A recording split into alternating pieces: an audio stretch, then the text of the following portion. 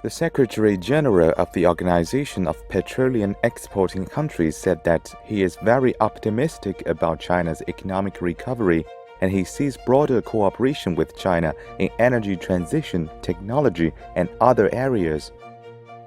China is a stable, reliable outlet for oil production, oil consumption actually, with increasing imports year on year.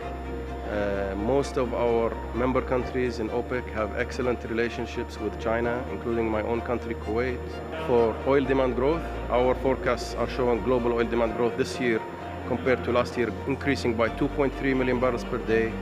Most of that will be coming from non-OECD, Asia, China being one of the major components of that growth.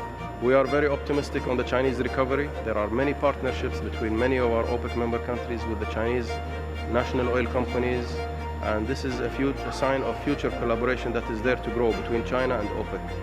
Investments are there, plans for investments also by Chinese companies, our member countries. So there is a broad scope for cooperation, and this is all some of the things that we discussed in terms of broadening the strategic collaboration between the Chinese government and OPEC in terms of the energy. We actually also in OPEC member countries, we embrace the energy transition.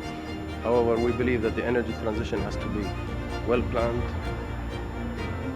inclusive, just and fair. We have discussed in China broad ways of cooperating with Chinese technology providers. We believe that the oil industry still has a lot of opportunities to provide much more to the global picture in terms of reaching carbon neutrality and reducing emissions. The issue has to be clear that we believe it is all about maximizing energy, not minimizing energy, but at the same time minimizing the emissions. And this is where I think Chinese technology can play a major role, and this was part of our discussions there in China.